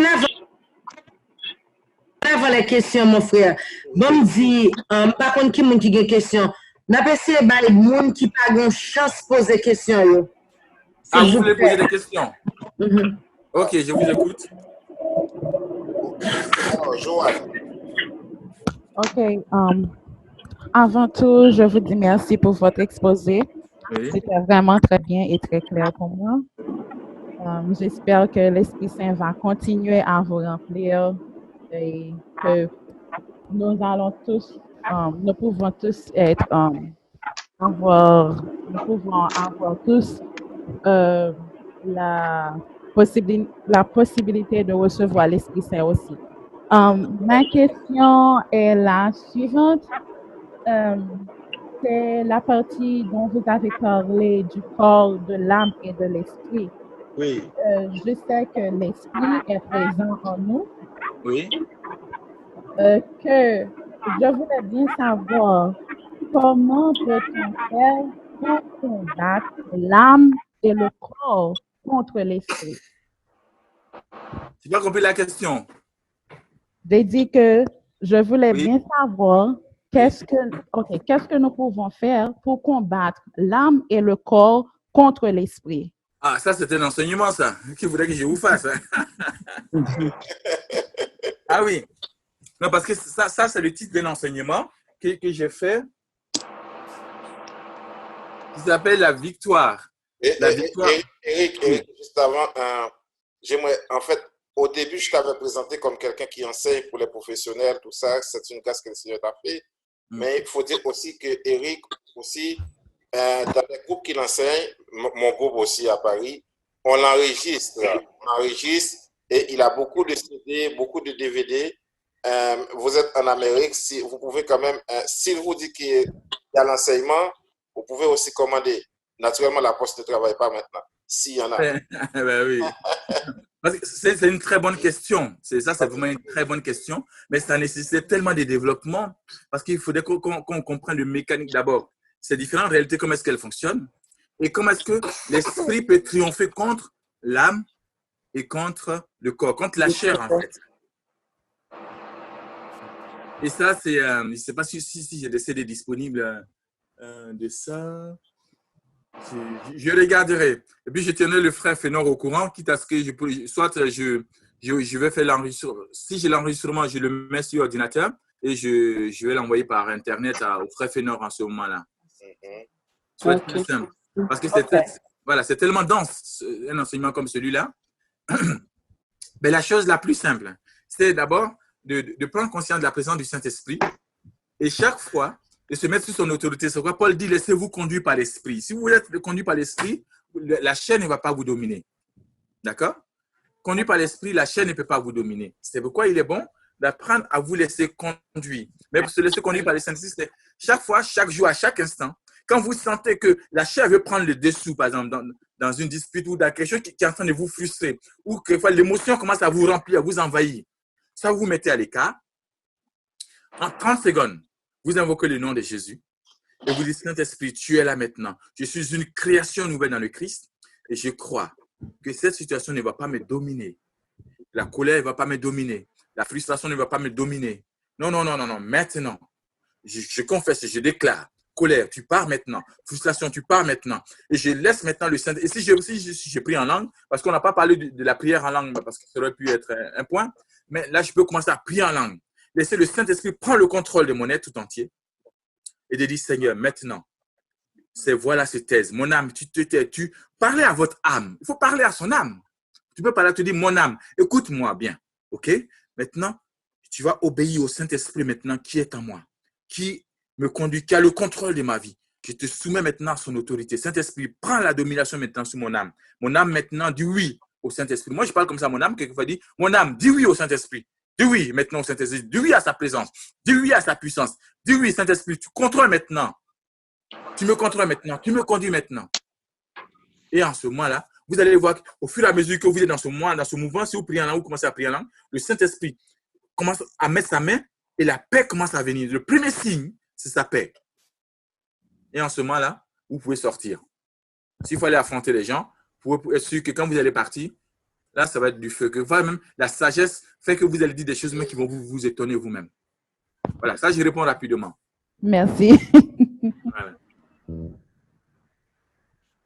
Une autre question? Parce qu'il nous reste 10 minutes.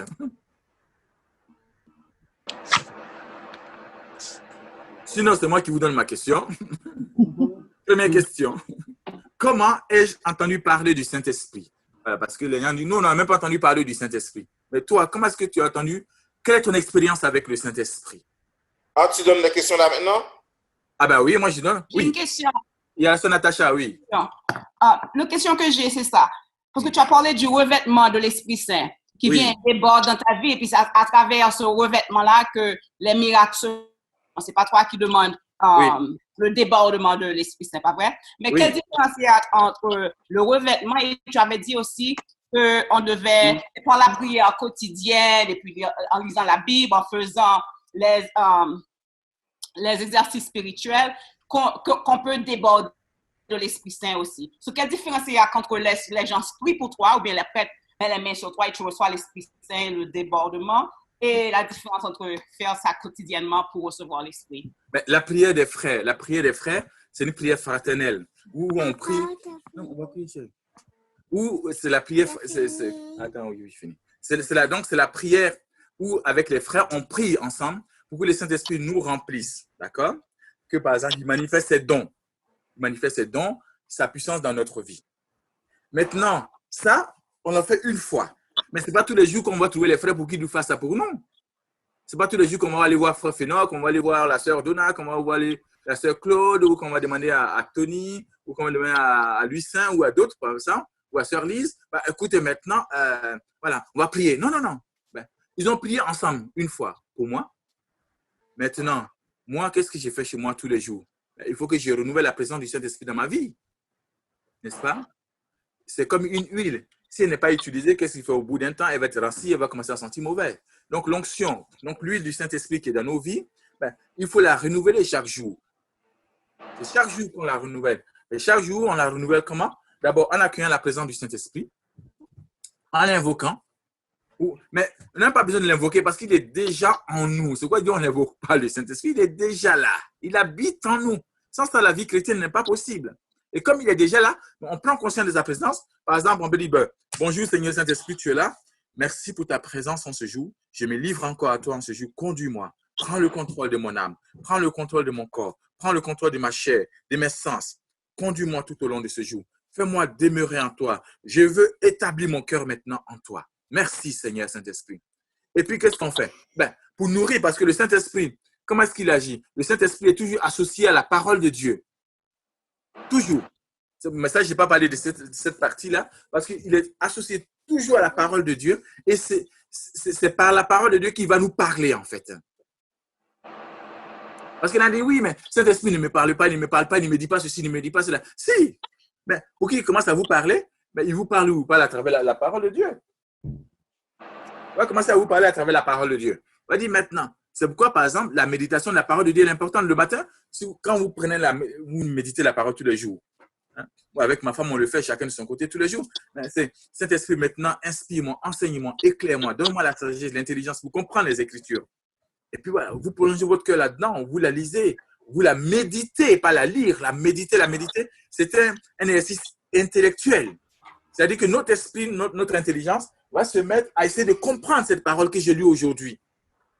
Le Seigneur dit, par exemple, en mon nom, vous imposerez les mains aux malades. Mais Seigneur, est-ce que ça, j'ai déjà vécu ça? Et comment ça se fait que, par exemple, je prie pour les gens, j'ai déjà prié pour quelqu'un qui est mort, Seigneur. Et puis, mais tu as dit qu'on imposait les mains malades et puis ils ne sont pas guéris. Donc, on médite ça. On essaie de comprendre. Qu'est-ce que la Bible dit avec ça? Pourquoi elle dit? À qui elle s'adresse? Jésus dit à tous ceux qui ont cru, voilà les signes qui vont les accompagner. Mais je suis devenu croyant, Seigneur. Mais tu n'as pas dit, peut-être que j'ai fait mal. Moi, je pars pour voir le miracle d'abord. Le Seigneur dit, voilà les signes qui vont accompagner. Mais commence déjà à prier. Si tu ne vois pas des miracles, commence déjà et les signes viendront après. Ouais? Donc, c'est là qu'on dit, mais tiens, peut-être que je fonctionne mal. Peut-être qu'on fonctionne mal, nous, dans nos groupes. Peut-être qu'on me dit, bon, on va voir les miracles dans les signes. Commencez d'abord à prier. On peut se décourager pour dire, on ne voit pas des miracles des signes. Commencez à prier. Et moi, maintenant, c'est moi qui fais venir les signes. Ce n'est pas vous. Oui? Merci, frère Eric. La dernière question, c'est Lise. Lise. Oui, on a fini bien. Bonsoir. Ma question est la chair est faible, on a la volonté de cesser, mais le fréquence est beaucoup plus puissant. Comment le combattre? Comment je n'ai pas compris la question? La chair est faible. Oui. On a la volonté de cesser, mais le fréquence est beaucoup plus puissant. Comment le combattre? Ah, ça c'est la même question que la sœur a posée tout à l'heure. Exactement. La sœur Joanne. Oui, la chair est puissante, mais la chair n'est pas si puissante que ça en fait. La chair, c'est notre vieil homme. Mais il est bon de savoir que le vieil homme, lui, a été déjà crucifié à la croix. Donc, nous, on a un travail à faire. C'est ce travail-là de réaliser que le Saint-Esprit est présent tous les jours. Et c'est pourquoi tous les jours, il faut parler à votre chair. Il faut lui parler, il faut lui dire. Mais je pense qu'il faudrait qu'on prenne rendez-vous un jour, qu'on puisse faire un enseignement dessus. Parce que comme ça, on pourra en effet essayer d'entrer beaucoup plus en profondeur là-dedans. Mais ce que j'ai envie de dire, commencez déjà à parler à votre chair. Prendre conscience déjà, c'est un premier mouvement très important. Vous avez pris conscience que la chair a tendance à vouloir dominer. Mais dans quel domaine est-ce que la chair domine chez moi? Il faut repérer ça. Si par exemple, si quelqu'un est très colérique, dit bon, chaque fois qu'il y a quelque chose qui ne va pas, je m'emporte, je me mets en colère. Ça, je suis sur la domination de la chair et non la domination de l'esprit. Je ne suis pas conduit par l'esprit. Donc, si j'ai repéré ce domaine-là, qu'est-ce que je fais? Il faut que ce domaine est repéré en ce moment-là. Parce que quand vous avez repéré, il ne s'agit pas de repérer. Maintenant, il faut combattre dans ce domaine-là. Mais ce n'est pas vous qui combattez. Vous laissez le Saint-Esprit prendre le contrôle. C'est lui qui prend le contrôle. Parce que c'est un qui dit, oh, je vais combattre ma chair. Vous n'avez pas à combattre votre chair. Dès l'instant où vous avez consacré votre vie à Jésus, vous avez offert vos corps, votre cœur, votre esprit, votre être tout entier. Maintenant, c'est de dire, Saint-Esprit, c'est toi qui as le contrôle. Si je me trouve dans une situation où je sens que la colère va monter, ça c'est ma chair qui va s'exprimer. Comme je vous ai dit, soit vous êtes dans le lieu, soit vous sortez, et là vous prenez 30 secondes, vous dites, Saint-Esprit, c'est toi qui as le contrôle. Ma chair, maintenant tu te tais. La colère, tu pars maintenant. Et Saint-Esprit, c'est toi qui prends le contrôle. Et je te demande maintenant de venir. Prends le contrôle maintenant de ma chair. Et ma chair, tu dis oui au Saint-Esprit. J'accueille ta présence. Merci Seigneur. Vous allez voir que la chair va se taire. Elle va se taire.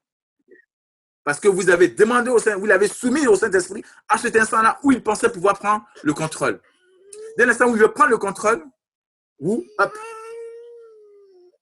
le faites taire. Il faut faire taire la chair.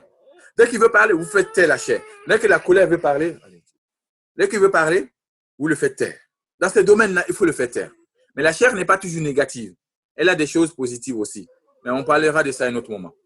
Eric, franchement, j'ai une toute dernière question qui vient de tomber sur mon téléphone. Là, je te le donne. Frère Godon, j'ai une quatrième question. C'est pas moi, c'est quelqu'un qui me l'a envoyé. Oh là là là là là là, comment faire? Bon, on va pas entrer en conflit, je te l'accorde. Je vais répondre à la question que la personne m'avait envoyée, comme ça, pour éviter. Mais quand même, partage-la nous tous. C'est la même personne, c'est qui vous avez? Donna. Oh, ça c'est Donna, c'est la même question. La même question. Ben, vas-y, pose. On pose la question. La question, c'est comment expliquer le miracle de Jésus? Parce que vous avez dit que Jésus n'avait pas montré sa nature divine pendant qu'il était sur la terre. Oui. Mais c'est simple, c'est la puissance du Saint-Esprit. Comme l'a dit le Seigneur, l'Esprit du Seigneur est sur moi. Quand il rentre à la synagogue de Nazareth, quand il revient du désert, il dit ceci, il prend le rouleau du prophète Isaïe, il lit là-dedans ce qui est écrit et il dit, cette parole de l'Écriture que vous venez d'entendre s'accomplit aujourd'hui. L'Esprit du Seigneur est sur moi parce que le Seigneur m'a donné l'onction pour annoncer la bonne nouvelle aux pauvres, ouvrir les captifs, enfin libérer les captifs, délivrer les opprimés et annoncer une année de grâce de la part du Seigneur. Et cette parole-là s'accomplit aujourd'hui. À partir de ce moment-là, vous allez voir, tous les démons ne s'arrêtaient plus devant Jésus. Jésus nous montre par là ce qui doit être une vie chrétienne, une vie en Dieu. Un homme rempli du Saint-Esprit. C'est pourquoi au début, j'ai dit qu'on devait étonner le monde. Nous devions étonner le monde. On n'étonne pas le monde. Parce que ce Saint-Esprit-là, on se rend compte qu'on ne le connaît pas assez. Ou du moins, qu'on ne lui a pas donné toute la place et qu'on ne l'a pas laissé prendre le contrôle de notre vie, même de l'Église quelquefois. Et ce qui fait un peu le drame, notre drame à nous, c'est qu'on a une telle puissance du Saint-Esprit. Excusez-moi mes amis, tout ce qui se passe dans le monde aujourd'hui, les chrétiens, il y a des sont responsables de ça. Le monde ne peut pas combattre contre ces esprits-là. Le monde ne peut pas combattre contre ces puissances. Ceux qui ont la révélation de ça, c'est nous les chrétiens, qui avons l'autorité par le nom de Jésus et par le Saint-Esprit de commander à ces choses-là de partir de nos pays. Mais quand ça arrive, nous sommes aussi la tête sous l'eau comme les païens, il n'y a pas de différence. Comme ceux qui ne connaissent pas le Seigneur. Ok, merci. Frère Godon, j'ai passé toute la matinée à suivre la conférence du frère et je voulais lui remercier. Mais accorde-moi une petite question, s'il vous plaît, parce que je suis au travail et j'aimerais être éclairé sur ce point. Vas-y. Frère, oui. Vous avez dit que Jésus leur a demandé quel baptême avez-vous reçu? Oui. Mais Jésus, le baptême de l'Esprit, le baptême de feu que Jésus a proclamé, c'est Jésus qui vient avec ce baptême. Et pourquoi Jésus a posé cette question aux disciples et leur a demandé quel baptême vous avez reçu? Or, ils savent bien que le baptême de l'Esprit, le baptême de feu devait être proclamé et annoncé par lui. C'est Luc. Non, d'abord, c'est Paul qui pose la question. C'est Paul, c'était pas. Paul, c'est pas Jésus. C'est Paul qui a posé la question. Quel baptême avez-vous reçu quand vous avez cru? Parce qu'ils ont cru en Jésus. Ok, vous avez répondu alors. Voilà. C'est ça. Merci. Vous en prie. Merci. Et je voulais juste apporter un ajout à la réponse que frère Eric a donnée à Donna. C'est-à-dire que aujourd'hui encore, il y a des miracles. Oui. Tous les jours. Il suffit d'aller dans les grandes assemblées. La dernière fois, j'ai parlé à une sœur, c'est sœur Ginette. Il m'a dit, mais au début du renouveau, il y avait plus de miracles, mais maintenant, ça diminue. Peut-être qu'il y a moins de malades aussi. Non, mais au-delà. Quand on prend, par exemple, un frère comme Émilien Tardif, Père Émilien, plus près de nous. Mais si on traverse l'océan, par exemple, quand on prend un prêtre là qui est à Luxembourg, je ne sais pas si tu le connais, Eric. Père Franck. Oui, je connais, oui. Je l'ai déjà rencontré, oui. Père Franck, c'est catastrophique. Miracle bon Dieu fait à travers les miracles que Dieu opère à travers lui. Quand tu prends Jean Pliat, même aujourd'hui, même les prières de ces gens sont des miracles. Hein? Bon, je ne parle pas de ce clair, les gens avec qui le Seigneur travaille énormément, énormément. Et nous, ces pauvres serviteurs, je vous donne par exemple Eric. Eric, dans notre groupe, quand il est arrivé, et partout où il passe, c'est pour ça que parfois on est très demandé. Ils sont très demandés. C'est parce qu'il y a des miracles qui s'opèrent. Mais nous sommes des humains remplis du Saint-Esprit. Le Seigneur travaille à travers son esprit. Mais nous n'avons pas la divinité en dehors de tout ça. Oui. Et tu poses ta question maintenant. Oui, alors, une chose pour terminer, c'est qu'il est bon que les signes, les miracles dont on parle ne concernent pas seulement la guérison, la délivrance, c'est les miracles dans notre vie de tous les jours. Tous les jours. Dans la relation conjugale, dans la relation avec la famille, les enfants, même professionnels. Je peux vous donner des témoignages. C'est là aussi même dans les finances, les miracles du Saint-Esprit, c'est dans tous les domaines de notre vie humaine en fait. Ce n'est pas réservé à un domaine spécifique de la vie dite spirituelle où on fait de l'évangélisation ou dans le groupe de prière. Non, dans votre maison, dans votre travail, le Saint-Esprit doit pouvoir opérer pour amener la solution. C'est pourquoi le monde ne reconnaît pas. Parce que nous, quand on est ça au domaine de la vie ecclésiale, dans la vie de l'Église, dans la vie des groupes de prière, on a oublié le domaine concret de la vie de tous les jours. Hein? Tu veux dire, nous les chrétiens, on doit pouvoir prophétiser sur le monde. J'ai envie de dire, Donald Trump doit pouvoir nous appeler. Ici en France, Macron doit pouvoir appeler les chrétiens. Qu'est-ce que Dieu dit de cette pandémie? Ces gens n'ont pas consulté aucun chrétien parce qu'ils savent que les chrétiens n'ont pas, aujourd'hui, cette vie chrétienne, elle n'a pas le feu, la force qu'il faut pour pouvoir apporter une réponse. Alors, ma question. Ta question. Alors, mes questions. Comment ai-je entendu parler du Saint-Esprit? La première question. La deuxième question. Non, ils écrivent. Tu vas trop rapide. Attends, il n'y a pas le truc là du chat là, j'aurais pu mettre. Oui, on a. Monsieur, si tu veux, je te chatte. Attends, je t'envoie un message. Attends, si, c'est bon. Je l'ai. Tu vas trouver. Je ne sais pas si je peux écrire. Alors, comment. Si tu veux écrire, réponds-moi, je t'écris là. Comment ai-je parlé? Comment ai-je entendu parler du Saint-Esprit? Ai-je entendu parler du Saint-Esprit? Voilà. Alors, deuxième question. Alors, moi, j'ai mis quoi? Deuxième question. Qu'est-ce que j'attends de lui dans cette effusion-là? Qu'est-ce que j'attends du Saint-Esprit? Qu'est-ce que j'attends? Parce que si vous n'entendez rien, ça va être compliqué qu'il vous réponde. Hein? Qu'est-ce que j'attends de lui dans cette effusion, en cette année si particulière?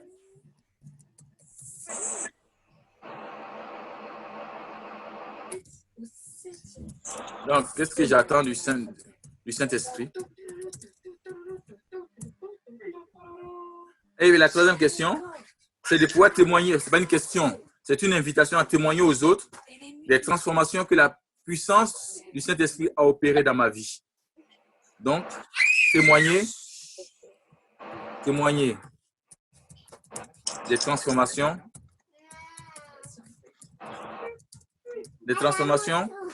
du Saint-Esprit dans ma vie. Parce que vous savez, nous, les chrétiens, on n'aime pas beaucoup témoigner. Alors.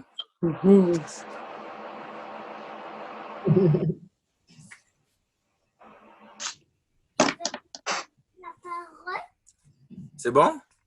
On a toutes les questions? On a tout. Alors, on va prier maintenant.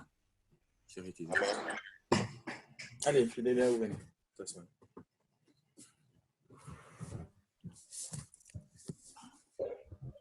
Ça, c'est mon épouse, donc Nadège. Bonjour à tous. Bonjour, ma soeur, comment vas-tu? Bonjour, Fafena, ça va et chez toi? Avec Jésus, tout va bien, merci. Ah, j'ai vu, ça grandit, hein? Oui. Amen. Merci d'être avec nous pour la prière, c'est très gentil. Merci de m'avoir invité. Merci, ma soeur. Okay. Allez, mon frère. Amen. Gloire à toi. Alors, on prie ensemble. Alors, on demande au Saint-Esprit maintenant, comme il est là, de nous disposer à ce qu'il veut donner à vos cœurs, à nos vies, à chacun d'entre nous. C'est quand on prêche, on reçoit aussi sa visite. On reçoit aussi sa présence. Viens, Esprit de sainteté, viens, Esprit de lumière, viens, Esprit de feu, viens nous embraser. Viens, Esprit de sainteté, viens, Esprit de lumière, viens, Esprit de feu, viens nous embrasser. Ora bataya, kerebo shimbederez, rana makasonto keberenderes, kinderebosh, daraba sindelere, indiriba, skorobo shabarabai, rimana makasonto kimbedelere, riba bababo sokenterizi, gerebo shabarababa. Saint-Esprit, tu sais ce qui est bon pour chacun d'entre nous, pour chacun de ses bien-aimés. C'est pourquoi nous prions dans cette langue afin que tu viennes combler chacun au-delà de ce qu'il peut espérer attendre de toi. Rimba baba baba sonto korobo shimbedere. Riba taka sombolore. Rimba baba kosikere. Rabataya kembedere. Riba shompedere. Rimbedere. Kem. Rabataya kerebo sontororo. Rimbedere shintarabahanda. Kabababoso keneba. Rabatana masonto kerebe shimba. Rembederis, kerebosta, rimbata, orebedere, rimbataya, kerebosa, karabadi, rimbadamana masonto koroboshi.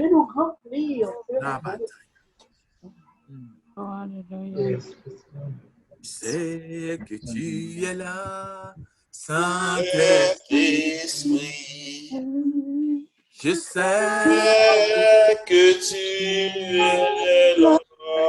Seigneur, je sais que tu es là, Saint-Esprit.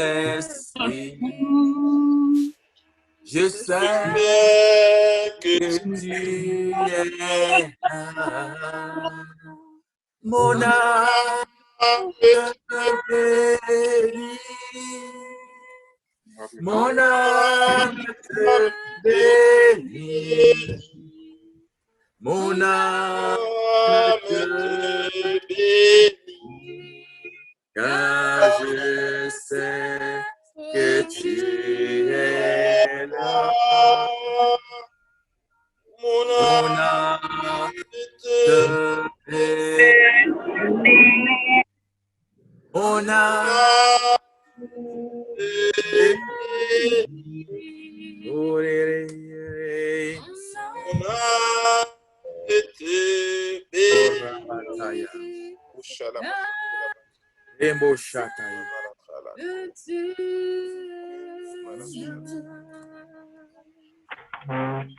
Merci Saint-Esprit de ce que tu es là maintenant, de ce que tu opères au milieu de nous. Merci de venir parler à une personne. Toute ta pensée, tout ton cœur est occupé par une situation qui te préoccupe en ce moment. Et le Seigneur veut te décharger de cela. Je vois comme si je vois une main qui vient prendre quelque chose, qui vient comme enlever quelque chose. Rabataya, Kederebo. Je ne sais pas si c'est une maladie. C'est une maladie parce que je vois que comme si on est en train de pratiquer une opération, comme si on pratique une opération, qu'on est en train d'enlever quelque chose, qu'on est en train de fermer, refermer ce lieu-là, Seigneur, si c'est une maladie maintenant, nous prions, Père, dans le nom de Jésus, pour cette personne. Mais si tu te reconnais, je ne sais pas si tu dois subir une opération qui te préoccupe maintenant, Père, dans le nom de Jésus, demandons maintenant de poser ta main. De poser ta main maintenant, afin de visiter, de venir guérir, de venir restaurer, de venir restaurer cette sœur, de venir, Seigneur, opère maintenant, et que ce mal maintenant disparaît. Je commande maintenant ce mal, à cette maladie, oui. C'est comme quelque chose qu'on enlève du ventre, oui, c'est ça. Je vois maintenant ce que c'est. Quelque chose qu'on est en train d'enlever, comme si c'était une espèce de, je ne sais pas si c'est fibrome ou qui, comment c'est fibrome. Voilà, comme on est en train d'enlever un fibrome. Voilà. On est en train d'enlever cela. Mais Père, maintenant, dans le nom de Jésus, je commande à ce fibrome maintenant de se dissoudre, de disparaître complètement. Et bien maintenant, tu peux poser la main sur ton ventre et recevoir cette guérison, la proclamer maintenant. Parler à ce fibrome dans le nom de Jésus, tu disparais.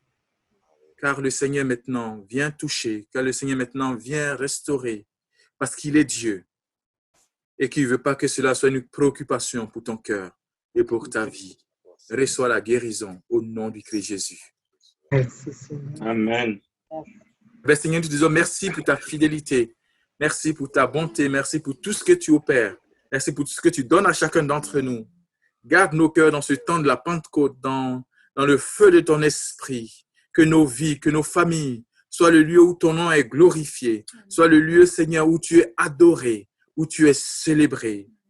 Garde-nous, Seigneur, toujours unis à toi. Garde-nous d'être séparés de toi, Seigneur. Et que ton nom soit béni. Gloire à toi. Gloire à toi, Jésus. À toi, Seigneur. On peut se retirer du mute, tout le monde. Nous allons retirer notre mute pour nous capables de dire merci. Amen. Tout le monde, nous allons retirer notre mute, voilà. Et tout le monde, nous allons retirer notre mute, voilà. Merci. Et voilà, tout le monde. Merci, frère Eric. Voilà, on peut applaudir le Seigneur. Voilà. Gloire à toi. Merci, Seigneur. Alléluia. Merci, frère. Non, merci. Merci, mon frère. Merci, frère Eric. Merci pour votre temps. Merci pour tout. Cette conférence a été formidable. Merci pour ces formations. Que Dieu vous bénisse. Amen. Bénis votre famille. Amen. Que Dieu continue à faire son chemin avec vous. Amen. Et avec votre famille. Merci. Amen. Merci. Allez, Fénor. Merci, mon frère. Merci, ma soeur. Allez. Merci, ta petite. OK. Allez. Eric, c'est le décalage horaire. Je sais que tu vas dormir. Nous, on n'a pas encore à manger. Oui. Elle appelle 8 heures. Laisse-moi voir. Il est quelle heure là déjà? 8h46 en France, c'est vrai? Oui. C'est 19h bientôt. Eh bien, OK. À très bientôt, mon frère. Union de prière. Hein? Allez, ciao. Que Dieu bénisse. Bye, ma soeur Nadège. OK. Allez, bye-bye. Au revoir. Au revoir. Bye. Bye. Oh, excusez-moi. Oui. T'as parlé de... Nous tous pouvoir accepter ce qu'on a cherché pendant semaine séminaire ça yo. C'est pour Saint-Esprit ton feu dévorant devant nous, d'aide nous à gauche, nous à droite, nous les têtes, nous en bas pieds, nous et en dedans nous pour croiser toutes nos inflécables de nuit nous. C'est pour mettre toute famille nous sous même protection ça, protection ange, protection saint yo. Et c'est pour bénir ennemi nous yo, tant que Paul sur Damas pour frapper de lumière et d'amour. Et que le fait nous vivre l'ancien dans l'odeur de sainteté avec tout le monde nous va convertir dans nos papas, avec petit là, avec l'Esprit Saint. Amen. Amen. Amen. Amen. Bonne bénédiction. Amen. Mon frère, bénis-moi encore. Bénis-moi 3 fois. Bénis-moi 4 fois, mon frère. Allez,